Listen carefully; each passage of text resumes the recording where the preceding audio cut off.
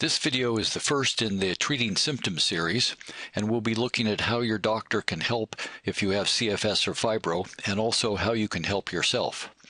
I've indicated that double focus by the two subheadings here, medical help and self-help.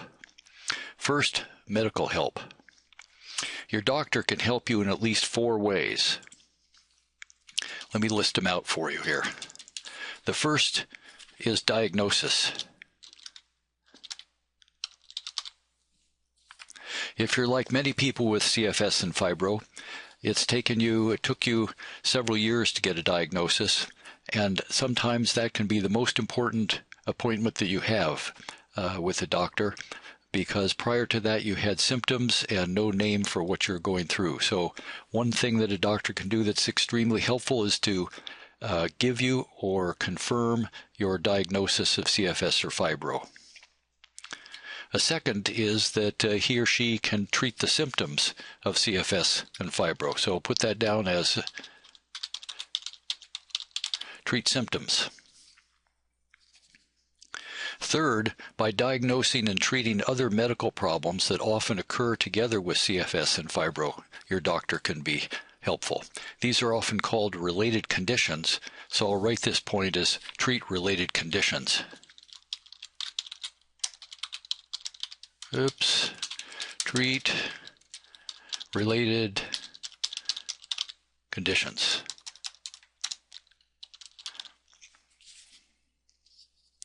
And fourth, he or she can help by providing general primary care to address any other medical issues that you may have.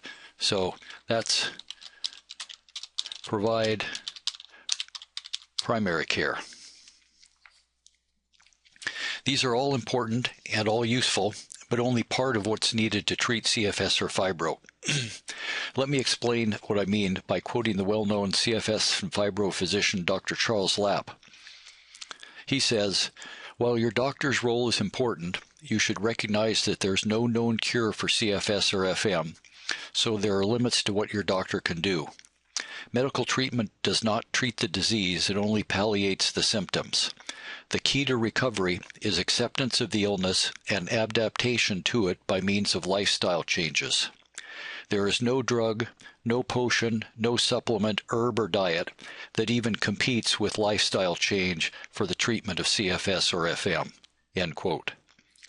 So that's where self-help comes in. The tools you'll find in these videos and also on our websites will help you understand how you affect your condition and, more importantly, what you can do to help yourself. You can think of living with CFS or fibro as consisting of a number of challenges. The first, of course, is treating symptoms. So let me go down to the self-help section here and put in treating symptoms. You may think of that as something that's primarily the responsibility of the doctor, but in fact you can play a big role as well. One of the ironies of CFS and fibro is that they are affected by how you respond to them. One example is how you live within the limits imposed by illness. One common response is the push-crash syndrome, in which you swing between times of intense symptoms and periods of rest. When symptoms are intense, you go to bed, and when they subside, you resume your activity level, but then experience increased symptoms and retreat to bed again. Pacing, which involves understanding your limits and adapting to them, offers an alternative. Using pacing, you can replace push and crash with a more stable and predictable life. Pacing, which is explained in a separate set of videos, may be the most powerful treatment for CFS and fibro.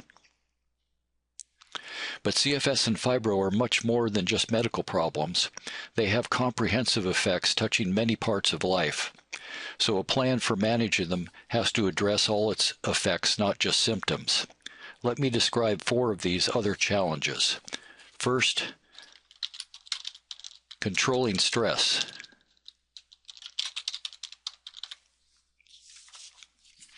Stress can be a challenge for anyone, but it's doubly difficult for people with CFS or fibro. First, being chronically ill adds new stresses to the challenges of everyday life. The additional stressors include the discomfort of ongoing symptoms, isolation, financial pressure, strained relationships, and uncertainty about the future.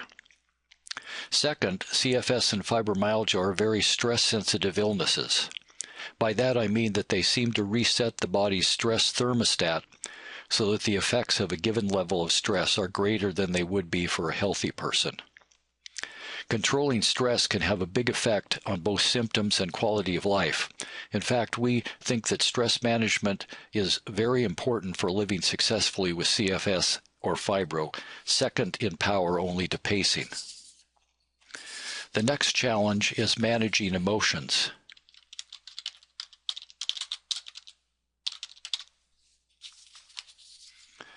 Emotions like worry, anger, grief, and depression are normal and understandable reactions to long-term illness. These feelings are often particularly intense in CFS and fibro. The two conditions seem to make emotional reactions stronger than before and harder to control. The strength of emotions can create a vicious cycle in which illness intensifies emotions, and then emotions in turn intensify symptoms. For example, having fibro may make you depressed. People who are depressed have a lower threshold for pain, meaning that they experience pain more intensively.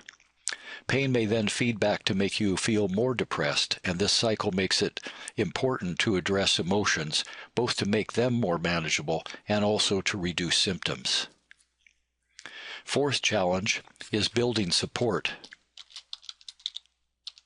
Building support. Serious illnesses like CFS and fibro create great strains in families and test other relationships as well. The unpredictability of symptoms and of emotions makes daily life difficult for everyone. Family members and friends may take on new additional responsibility while suffering losses of their own. So another challenge is to build support, which means both working to strengthen relationships with family and friends, and also building new sources of support, for example, by developing relationships with other people who have fibro or CFS. The last challenge I'll mention is coming to terms with loss, which I'll note as the challenge of finding meaning.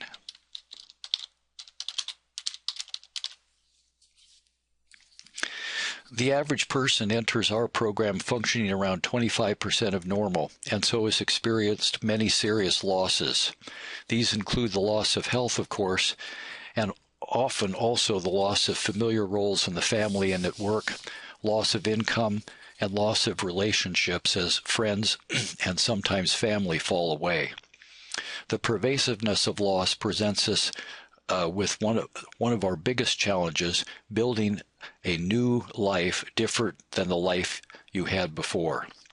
We have found that it's often difficult for people to address their CFS or fibro effectively until they've come to an acceptance of their losses. So, CFS and fibro have comprehensive effects touching many parts of life. They're much more than just medical problems. They are ongoing, so that rather than lending themselves to being resolved, they are conditions that have to be managed. While doctors can be helpful, a lot of the responsibility for living well with the two conditions rests on our shoulders. These videos will describe medical treatments, but the focus will be on things that you can do to feel better. These strategies can help reduce pain and discomfort, bring greater stability, and lessen suffering. They may also produce improvement, as we've seen many times in our self-help classes. We hope you'll enjoy these videos on treating symptoms, and that you'll consider looking at our videos on other topics and also reading material on our two websites. One is cfitselfhelp.org down here. That's our program website, and it contains several hundred articles about living well with CFS and FM. And the second one is Treating CFS and FM, Treat CFS FM, a site that we developed together with Dr. Lapp, and one which reflects our shared approach to CFS and fibro, which combines medical treatments with self-management.